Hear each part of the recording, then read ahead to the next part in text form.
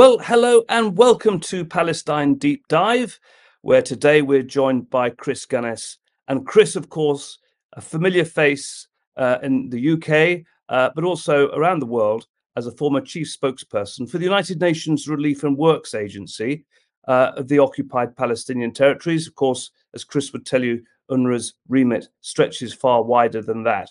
And Chris is also the director of the Myanmar Accountability Project. But he's with us today, and we're delighted to have you, Chris. Thank you for joining us. Thank you so much.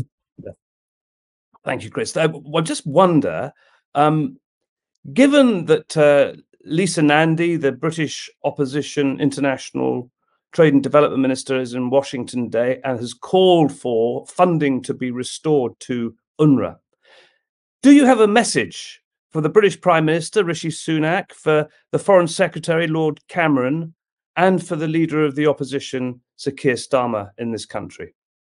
Rishi Sunak, Lord Cameron, Keir Starmer, you must immediately restore British funding to UNRWA, because what the agency is now facing is a financial crisis and a political crisis, which is an existential crisis ultimately, because what Israel is trying to do is shut UNRWA down in the West Bank and Gaza. And you restoring funding to UNRWA would send a very powerful signal of both political and financial support to an agency which, by the way, you dealt a death blow in defunding UNRWA. You took away, although you claim it was not going to be paid quickly and therefore it wasn't really, but you sent a very powerful signal to the other 15 donors who took away their funding from UNRWA that Britain was withdrawing funding for political reasons, and that was a big mistake. So we resume the funding immediately, because 1.2 million people before the fighting in October were on UNRWA's food distribution list in Gaza. Because of the action you took, all of that is in doubt. So can you please restore funding immediately? And beyond that, can you please put your name and your weight and your political weight, as it were, behind accountability? Because what we're really lacking as far as UNRWA is concerned is, for example, an independent, comprehensive, transparent investigation into the 178 UNRWA staff members who have been killed. When the World Central Kitchen staff were killed, you took a phone call, you talked, Rishi Sunak, at least you talked to Prime Minister Netanyahu, who said there'd be an independent investigation. We have to make sure that there's an independent investigation, not just the UNRWA staff members who've been killed, 178, but all of the people, all of the 32,000 plus and rising people who were killed in Gaza. Those are two simple steps you can take, and there's a lot more on my list, by the way. Thank you, Chris. Well, I mean, we have 2 million people displaced in Gaza. We have over 33,000 civilians killed, mainly women and children. We have these 75,000 people injured, many with life-changing injuries. And we have the Commissioner General of the organization used to be a spokesperson for in New York, telling the United Nations, in his words, that there's an insidious campaign by Israel, which dishonest campaign, yes, an insidious campaign by Israel, which is denying life-saving aid to Gaza. Now, that's an incredibly powerful claim and borne out by facts on the ground. Now, of course, what we've heard, Chris, as you know, is repeated commitments and promises from the Biden administration and from the UK government and from the EU, saying to the Israelis, you must allow in humanitarian aid. And yet we see from what the Commissioner General is saying is still being blocked. And as part of, as he says, this insidious campaign to drive UNRWA out as an organization. Yes, I mean, it's an insidious campaign based on a lie. Let's make that clear. So on the 27th of January, the day after the International Court of Justice ruled that there was a plausible genocide taking place in Gaza, Israel released to journalists, and of course only the New York Times would put it on its front page, the claims, and I use the word claims advisedly, that 12 UNRWA staff members had taken part in the 7th of October attack. Since then, that was 6 months ago, the Israelis have produced absolutely no evidence for this whatsoever. It remains just as a status of claim. So yes, there's a campaign going on. B, it's based on a bunch of lies. Now, to be clear on this campaign, what the Israelis are doing is both an operational campaign and a political campaign, and with a financial aspect too. So the political campaign consists of them smearing UNRWA and deliberately putting out lies, like the allegations, the claims, I should call them, of the 12 staff members. And this, of course, has been taken up by Israel's friends around the world, including the British government, of course, and used it as a pretext for defunding. And then there's a big smear campaign that UNRWA staff members are inherently anti-Semitic, that they have taken part in these attacks. But actually, if you look at the fact that there are 13,000 staff members of UNRWA, even if it's true that 12 staff members did take part, and let's be clear, the context of this is a blockade, a brutal blockade that's gone on since 2007, and killings with impunity of women and children, disabled people across the Gaza Strip. So there was a context to those attacks. Not that I'm justifying this in any way. All I'm saying is that the Israeli narrative is that this was a surprise attack that came out of nothing. It's not complete nonsense. Another part of the tissue of lies upon which this political attack on UNRWA is based. So there's also an operational aspect, which means that in Gaza, UNRWA has not been allowed to do convoys into northern Gaza since the 22nd of March. And there are 300,000 people or thereabouts in northern Gaza who are literally starving. So as a direct result of Israel's operational campaign attack on UNRWA, 300,000 people are actually starving as we speak. Now, in the West Bank, the operational attack is more insidious in a way because it's less visible. It's not in the news so much. It is a bit, but it's less visible in terms of being able to see. So there are three things going on. One is that the lease on UNRWA's huge headquarters in the West Bank is now being questioned. So it's not just UNRWA's headquarters, it's also the headquarters of UNRWA's West Bank operation. And that would deal a serious blow to UNRWA if that was shut down.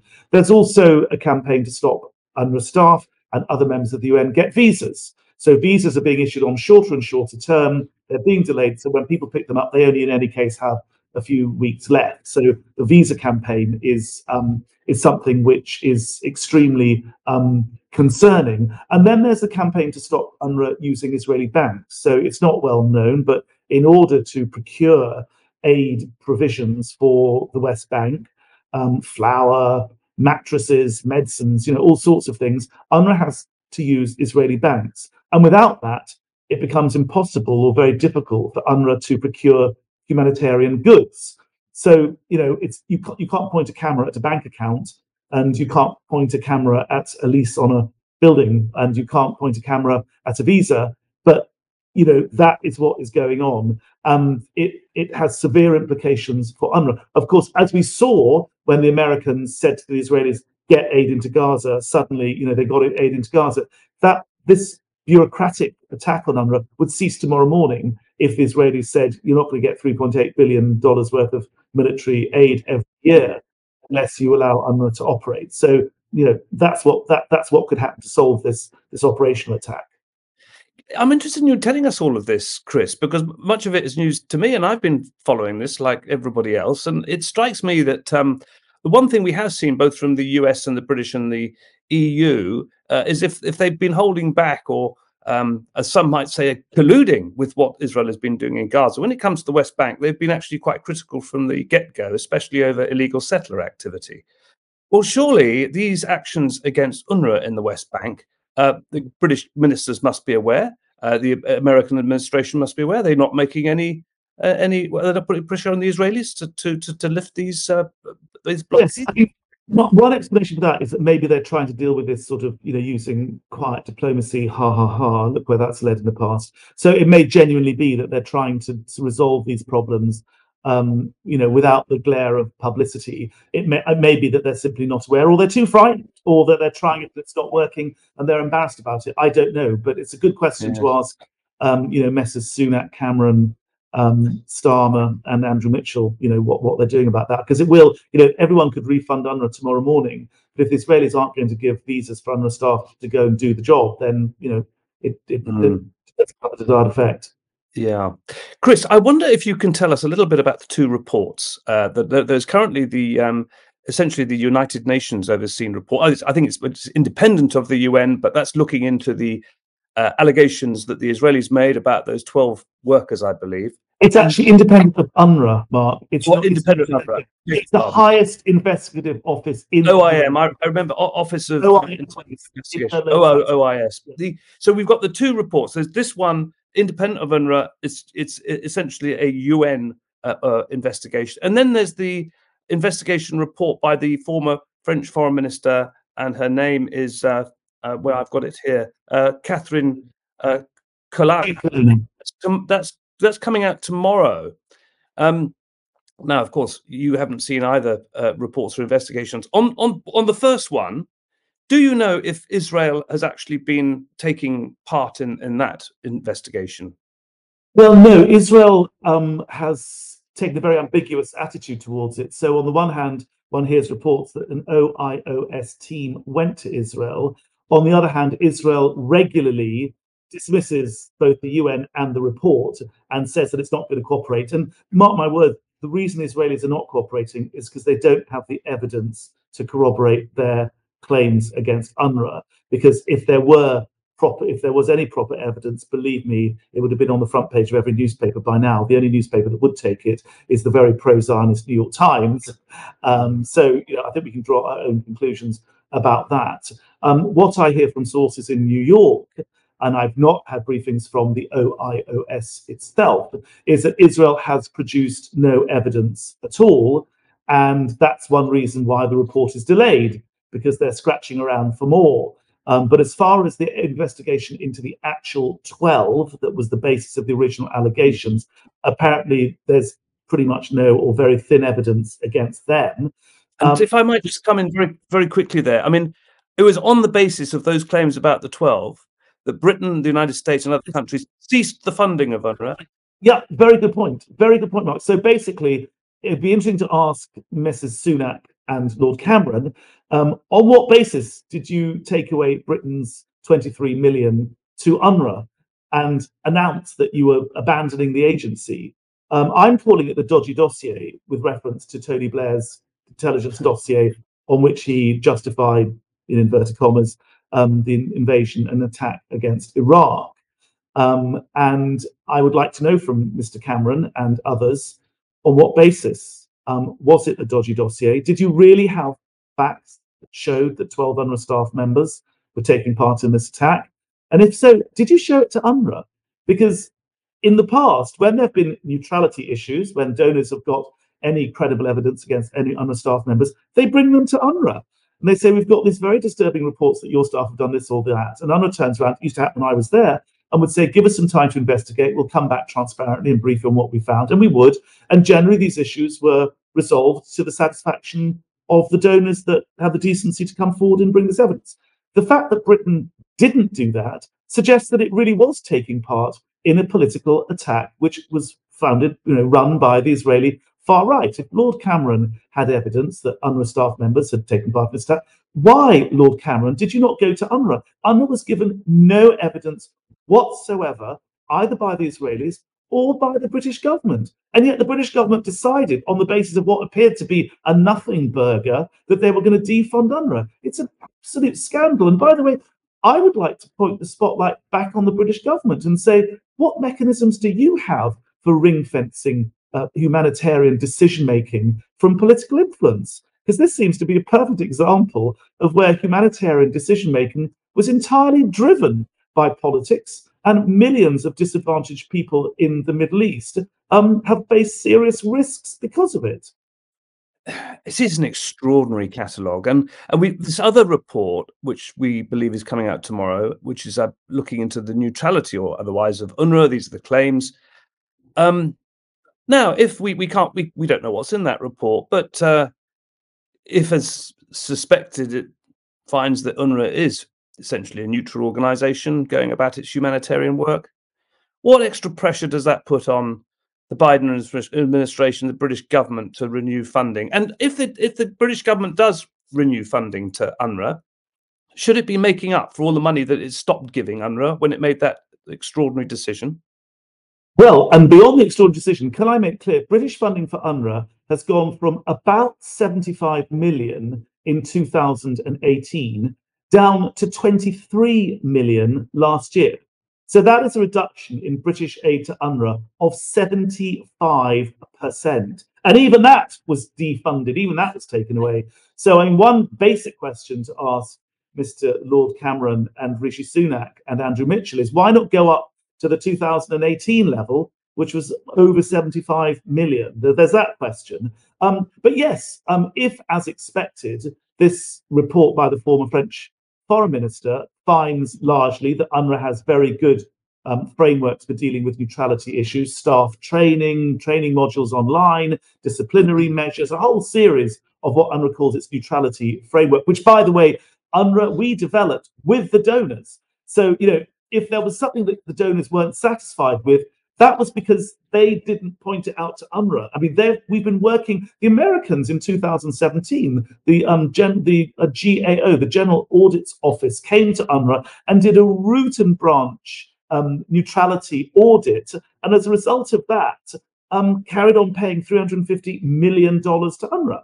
Britain has also, I mean, UNRWA is the most audited organization in the history of the UN. And all of those audits have taken place in partnership with the donors. So the fact that they turn around and say, oh, there are all these neutrality problems, you know, physician, heal thyself. It is their problem as much as it is UNRWA's problem. And I think what we're going to find is that this Colonna report very largely gives UNRWA a clean bill of health. It's likely to say, I keep hearing that, you know, what its conclusions are, that, you know, a lot is being done in terms of neutrality frameworks and processes, and that more could be done. Well, I mean, you know, more can always be done. But as to answer your question, it would put huge pressure, humongous pressure on the British government to reverse this disgraceful decision and resume funding to UNRWA immediately, because there are now no more excuses.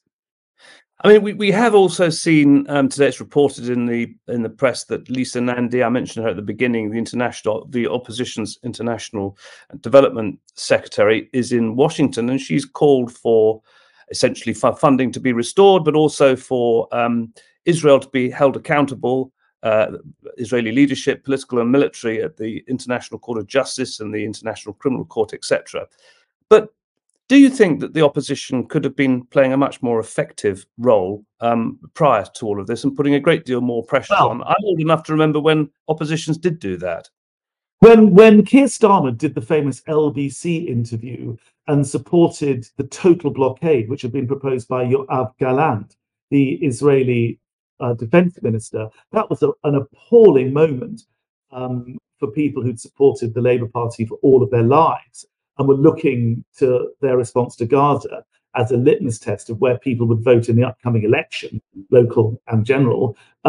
So, you know, that for some was a defining moment in their relationship with the Labour Party. And I think the Labour Party could do a lot more. When you talk about accountability, there are several categories, if you like. There's the stratospheric stuff that's going on at both the ICJ, the International Court of Justice, which is there to adjudicate disputes between states, but also the ICC, the International Criminal Court, which goes after individuals. So that's where Milosevic and Karadzic and all the Yugoslav dictators and war criminals all got banged up.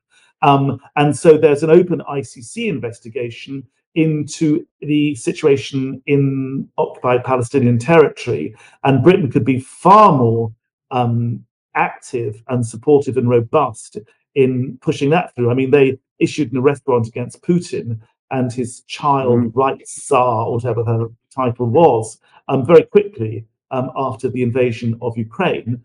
So there's much more work that Britain could do, the Labour Party and others could do in relation to energising the ICC, which, by the way, has a British prosecutor, Karim Khan case. Yes. So that's one. The ICC and the ICJ, those international courts in The Hague, that's one area of accountability. Then you've got accountability for the killing of UNRWA, the 178 UNRWA staff members, after, as I said, the killing of the World Central Kitchen 7 members of their staff.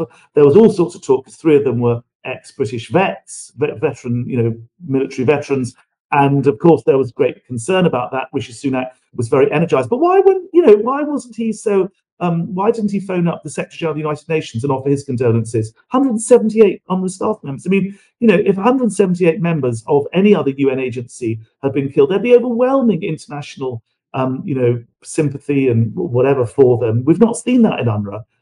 So I would like to say I call for Lisa Nandy and the government itself to push for an independent, comprehensive, transparent investigation into the killings of the 178 staff members, and that should lead, as Philippe Lazzarini said at the Security Council, to accountability. And by accountability, I mean justice. What we saw after the killings of these people, these 7 of the World Central Kitchen, was Netanyahu saying, "Oh, we've dismissed a couple of officers."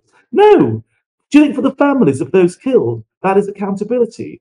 For members of my family, Chris, it's a bit speculative, I suppose, but you really do get the impression the scope and scale of some of the crimes that have been committed in Gaza, whether it be to UN humanitarian workers and others, whether it to be journalists, whether, of course, to the huge numbers of civilians, you really do get the impression there is going to be some real bite back. Some of the political leaders in the West must be beginning to feel a bit nervous that a year or two down the line there will be major opportunities to hold them to account, and within these international institutions, which they all say that they support. I mean, just to finish the thought on accountability, as well as the UNRWA staff, clearly there must be accountability for the killing of the tens of thousands of women, children, and male. Let's not pretend that all Palestinian men are terrorists. I mean, there are plenty of civilians in Gaza who are male, and all of their deaths, all these deaths need to be investigated. And where there have been violations, criminal violations of international humanitarian law, there must be individual criminal accountability. And so I'm talking broadly. And on the question you asked, I think there will be questions asked, there already are, about the complicity of, the Camerons, the Sunaks, the Bidens, the Blinkens, the Mitchells and others in making this decision to defund. Because when the ICJ issued its so-called provisional rulings on the 26th of January, it was very clear that restrictions of international aid are a violation of the Genocide Convention. And indeed, that's why they made them one of their provisional measures. The question then is, to what extent was Britain complicit in restricting international aid by deciding to cut off the funding for UNRWA? And by the way, the court also, one of its provisions was that Israel had to stop the killing. That's very clearly stated in the Genocide Convention and indeed the Rome Statute, which set up the ICC. Well, Britain is giving military support to Israel, as is America, as is Canada, as is Germany. Are the political leaders who took the decision to carry on with military support, which has led to the deaths of over 30,000, 32, 33,000 people in Gaza and rising, are they complicit? And if they are complicit, how do we hold them to account? Because when I hear political leaders talk about accountability, again, I think physician heal thyself. They themselves are arguably complicit. And if there is going to be accountability, then they themselves should be held to account. And I'm very clear about that.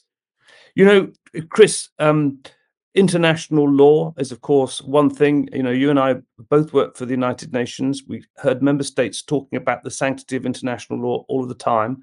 We also heard a great deal of talk about the rules-based international order. And when we hear from Lisa Nandy, this opposition spokesperson, that many in the global south begin to think that Britain and America and European countries are unreliable partners because the rules-based law system seems to apply to some parts of the world, but not to others. Now, how damaging also in the longer run is it to Britain and the US and other countries that essentially in the global south now, arguably, we are seen as being total hypocrites? Yeah. I mean, look at the whole spat over the Israeli attack on the Iranian diplomatic property in Damascus and the response to it. Lord Cameron was asked, what would you do if a British diplomatic premises was attacked? And he didn't really have a very good answer. And then he sort of started talking about self-defense and proportionality. And the journalist said, well, you're saying that Iran had the right to self-defense. And talking proportionality, how proportionate was Israel's self-defense action in Gaza? So, even within days and as this is going on, the fact that Britain and others have sort of thrown away the international rule book, one set of rules applies to Putin and Britain's enemies, and another set of rules applies to Israel and Britain's allies. It's already illustrated, and when another pariah state, as perceived in this country, violates international law, say commits an act of aggression, on what basis is the UK going to start taking exception to this? Because Gaza has thrown away the rule book. And the likes of Cameron and Sunak have basically tied their own hands behind their back. And I dread to think what international order looks like going forward. Because in Gaza, the rule book has been thrown away. But I think Britain has a chance to save itself, because let's see, once there's a ceasefire, what happens? Mr. Netanyahu will become politically dispensable. It's very clear, if you look at opinion polls in Israel, that the Israelis are going to chuck him out. Well, when Serbia chucked out Milosevic and Serbia wanted to join the EU, the EU turned around and said, well, hand over Slobo and you can join the EU. And guess what? They handed over Slobo. Well, maybe Netanyahu. Who knows? I mean, the wheels of international law turn very quickly, but when they turn very slowly. The wheels of international law turn very slowly, but when they turn, they can often turn very quickly. So, it's not over till it's over. So let's see where this accountability question leads. Thank you, Chris. And one final question. We're seeing, obviously, a big push for Palestine to be given full membership at the United Nations. You mentioned Britain's role after a ceasefire and what could happen. Well, perhaps could Britain not only support that at the United Nations, but also go a step further too and say, welcome Palestine, as we recognize you as a member state of the UN, we recognize you diplomatically, and also we would like you to join the Commonwealth. I mean, how can you say you believe in a two-state or in any state solution, and then say we're not going to allow Palestine to be a state or to recognize Palestine as a state? I mean, the inconsistency is so glaringly ridiculous. It barely works.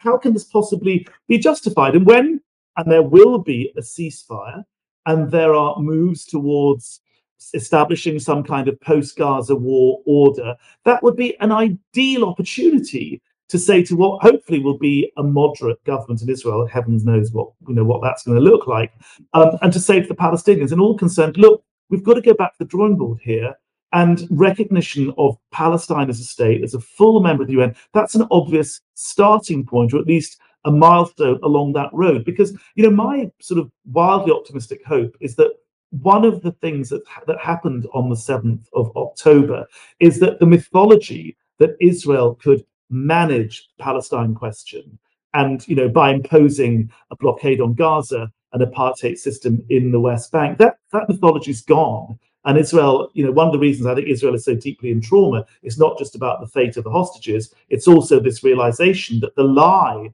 that generations of Israelis have been sold, which is, sort of might is right, and we can crush the Palestinians and manage the problem that way. This attack on the 7th of October showed that was complete nonsense. And on the Palestinian side, clearly they don't want to go through this kind of experience again, because it has been deeply, deeply traumatic. And maybe a realization will dawn that, those sorts of attacks have got to stop.